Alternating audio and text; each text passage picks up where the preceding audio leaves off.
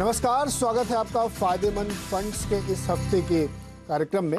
मेरा नाम नीरज वाजपेयी है और हर हफ्ते हम एक बेहतरीन फंड और बेहतरीन फंड मैनेजर से बातचीत करते हैं।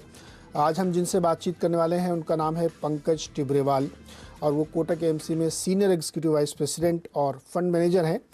हिंदुस्तान में अगर एक दो बढ़िया फंड मैनेजर के हम नाम लेंगे तो पंकज जी उसमें शुमार होते हैं। और जो फंड उन्होंने मैनेज किए हैं, जिनकी आज हम खासतौर पर चर्चा करेंगे, वो स्मॉल कैप फंड और इमर्जिंग मार्केट फंड्स है। और उन दोनों का एयूएम आप देखें तो करीब करीब 32,000 करोड़ रुपए हो चुका है। तो एक शानदार 20-22% की कैगर ग्रोथ आपको देखने को मिली है। तो बाजार इस जंक्चर पर खड़ा है कि जहाँ पे आपको फंड के ज़रिए एक बेहतर निवेश का ऑप्शन मिलता है। तो इसीलिए हर हफ्ते हम कोशिश करते हैं कि एक बेहतरीन फंड और एक बेहतरीन फंड मैनेजर से आपकी बातचीत कराई जाए। और इसी सिलसिले में आज हम पंकज जी से बात करेंगे। पंकज जी, बहुत बहुत स्वागत है आपका फ़ायदेमंद फंड्स में।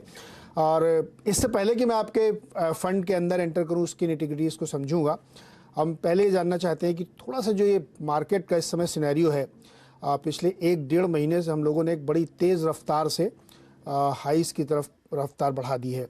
कुछ डेटा पॉइंट्स भी सजेस्ट करते हैं कि महंगाई कंट्रोल हो रही है। तो इस वक्त आप लोगों का नज़रिया क्या है बाजार पे? नमस्कार Neeraj ji and thank you, आपने बहुत जेनरस और काइंड इंट्रोडक्शन दिया। अगर मार्केट को लास्ट 1 महीने में देखें तो क्लियरली मार्केट अब ये रिफ्लेक्ट कर रहा है कि second half of this financial year कहीं ना कहीं महंगाई दर और ब्याज दर पीक आउट कर जाएंगे और यहाँ से उनकी ट्रेजेक्टरी डाउनवर्ड्स रहेगी, चाहे वो ग्लोबल हो या लोकल हो। एंड मार्केट को ये कॉन्फिडेंस इसलिए आ रहा है कि अगर आप लास्ट 3 महीने में देखो तो खाली कच्चे तेल को अगर आप साइड कर दो तो बाकी सारी कमोडिटीज, चाहे सॉफ्ट या हार्ड हो, सब में करीबन 25 से 30% की गिरावट है। और कहीं ना कहीं मार्केट अब ये व्यू फॉर्म कर रहा है कि ब्याज दर और इन्फ्लेशन, महंगाई दर दोनों यहाँ से नीचे आएंगे और उनकी ट्रेजेक्टरी पिक आउट हो गई है। इससे इक्विटी मार्केट को काफी सपोर्ट मिल रहा है और कहीं ना कहीं रिस्क टेकिंग जो एक बार बैक सीट ले लिया था लास्ट 7-8 महीने से, वहां पर वापस रिस्क रैली स्टार्ट हुई है। ये खाली इंडिया का माहौल नहीं है, हमने यूएस में भी देखा कि जुलाई महीने में नास्डैक एस&पी में काफी बेहतरीन प्रदर्शन किया और हमने भी पार्टिसिपेट किया। सो ये एक नियर टर्म है, बट अगर मीडियम टू लॉन्ग टर्म देखें तो इंडिया एक बहुत स्ट्रॉन्ग पोजीशन पर है। इस कैलेंडर ईयर 2022 में हम विश्व की सबसे बड़ी कंट्री में सबसे फास्टेस्ट ग्रोइंग इकोनॉमी होंगे और ये 2023 में भी यह चीज रहेगा। और सारे निवेशक इस चीज को नोटिस कर रहे हैं कि इंडिया एक गोल्डन डेकेड एरा में एंटर कर रहा है। और अगर ये कोई पॉलिसी साइड में हम मिस्टेक ना करें तो ये डेकेड हमारा डेकेड हो सकता है जब हम 3 ट्रिलियन से 10 ट्रिलियन की तरफ इकोनॉमी में साइज में मूव होंगे और मार्केट कैप भी उसे धीरे धीरे फॉलो करेगा। तो शॉर्ट टर्म में नॉइजेस बहुत रहेंगे नीरज जी, कभी रूस, कभी यूक्रेन, कभी दुबई, कभी लीबिया, कभी क्रूड, कभी यूएस, कभी यूरोप। बट अगर जो निवेश अपने सेंटिमेंट और इमोशन को संभाल के चले और बिग पिक्चर को ना मिस करे तो ये डेकेड काफी रिवॉर्डिंग रह सकता है निवेशकों के लिए, इंडिया के लिए। जी, बिल्कुल सही कहा आपने। और जिस तरीके की फंड फ्लो और ग्रोथ हमारी कंट्री में दिख रही है, उससे ये उम्मीद बनती है कि हम लोग एक फास्टेस्ट ग्रोइंग, मैं भी थोड़ी देर पहले ही आईएमएफ का डेटा पढ़ भी रहा था जिसमें तमाम उन कंट्रीज़ का जिक्र किया गया जो फास्टेस्ट है, तो हिंदुस्तान उनमें से एक है जो सबसे तेज़ ग्रोथ लेके चल रहा है। पंकज जी, लेकिन एक सवाल मेरे मन में हमेशा ही रहता है कि ये जो आपने कहा एक विलेन है क्रूड, ये हमेशा हम लोगों को परेशान करता रहता है, ऊपर नीचे होता। आजकल तो बड़ा अच्छा है कि एकदम नीचे चला गया है।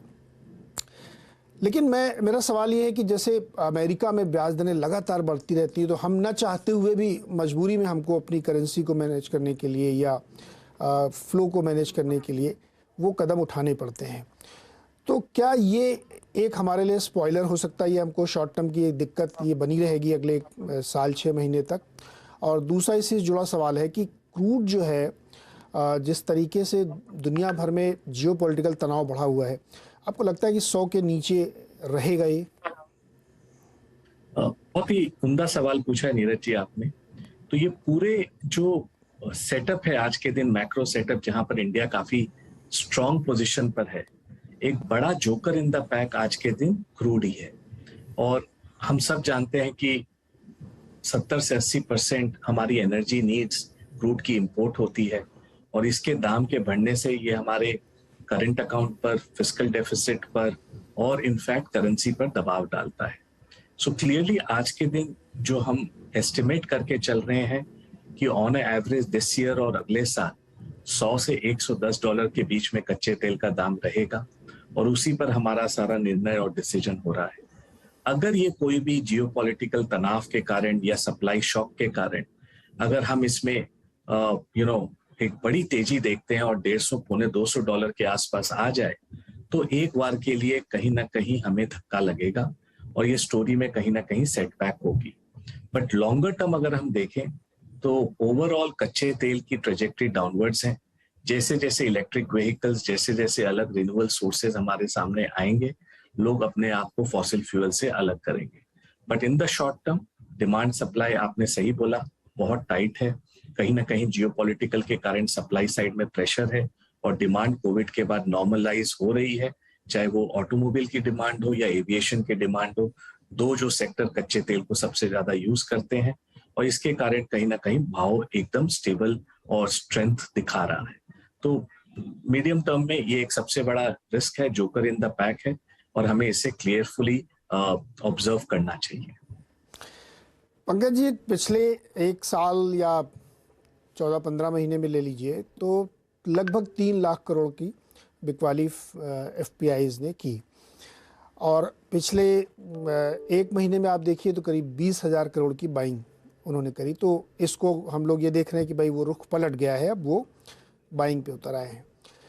लेकिन इसके बीच में एक इंटरप्रिटेशन है जो आपसे मैं समझना चाहता हूँ कि जब 3 लाख करोड़ के उन्होंने बेचा तो मार्केट ने गोता लगाया, एकदम बॉटम पे पहुँच गया था वो, और मात्र 20,000 करोड़ की खरीदारी की, और हम लोग एकदम लाइफ हाई से 500-600 पॉइंट ही दूर रहे हैं। इसको कैसे इंटरप्रेट किया जाए? इसको अच्छा माना जाए या बुरा माना जाए?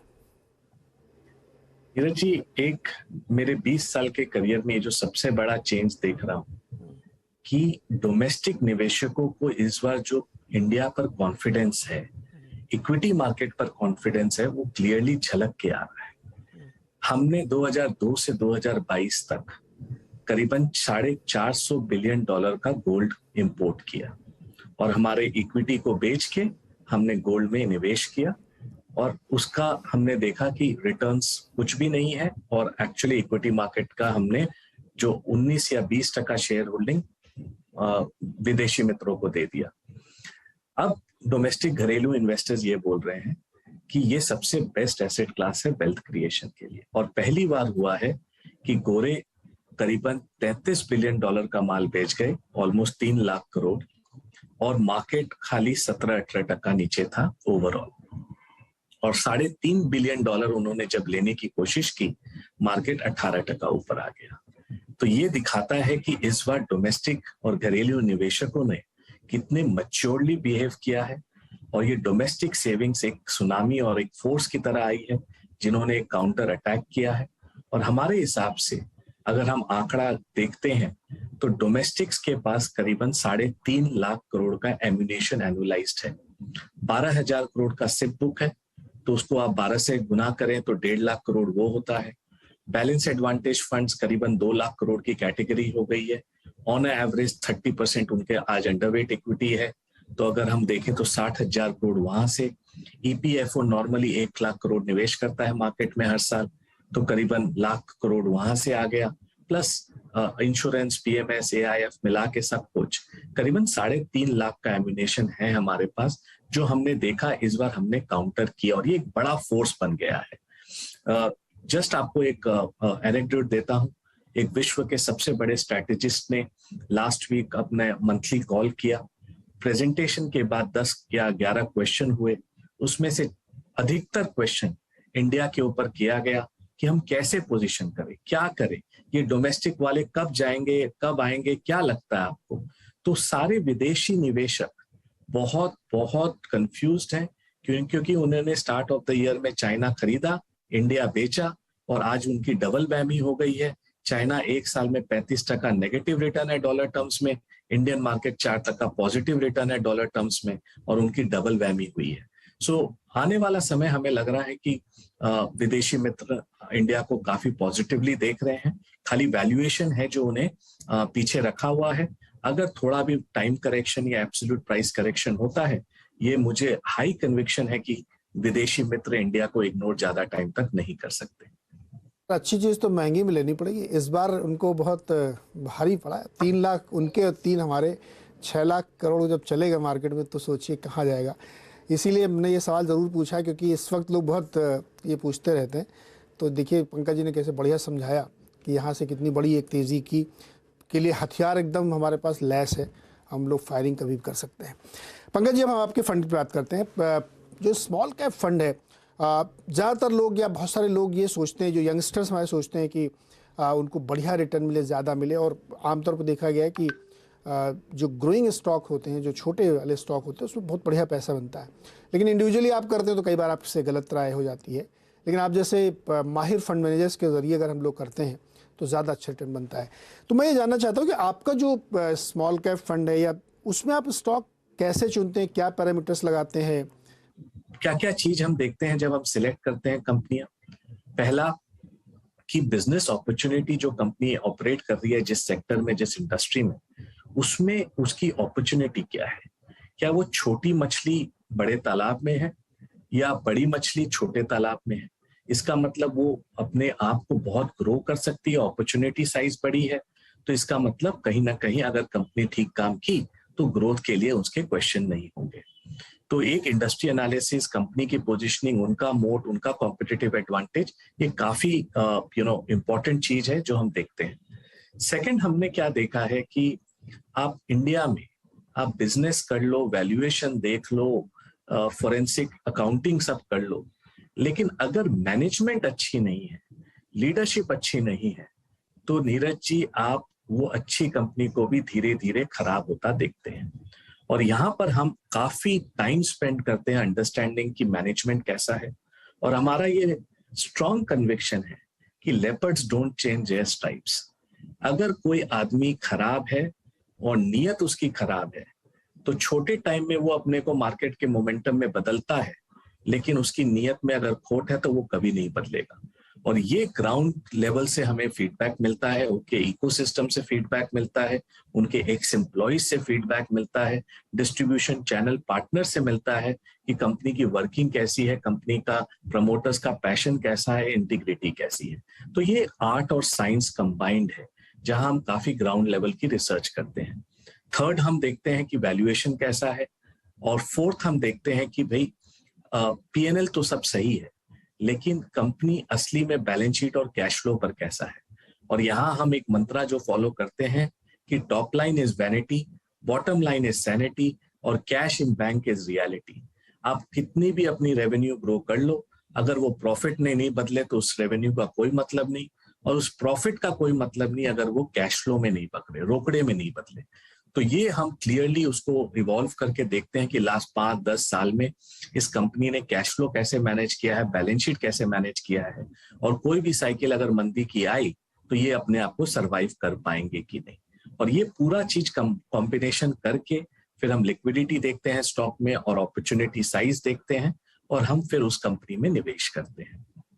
बिल्कुल परफेक्ट है सर, क्योंकि अब मैं अभी अमृत महोत्सव के मौके पर केवी कामत जी से बात कर रहा था, तो ऐसे ही मैंने उनसे सवाल पूछा कि आजकल ये नए ज़माने में बहुत सारे लोग कंपनी लेके आ रहे हैं, बना रहे हैं। तो उन्होंने कहा कि वैल्यूएशन के पीछे मत भागिए, वैल्यू क्रिएट करिए, वैल्यूएशन अपने आप मिलेगा। कुछ चीज़ें आपको उस तरह से प्लान करनी चाहिए। तो ये अभी बहुत बहुत ही अच्छे समझाया पंकज जी ने। एक छोटा सा ब्रेक लेते हैं, कुछ सेकंड्स का, लौट के आते हैं तो फिर हम थोड़ा सेक्टर्स पे उतरेंगे कि इस समय क्या अच्छा लग रहा है, किस दिशा में जा रहे हैं लोग, उस पर बातचीत होगी।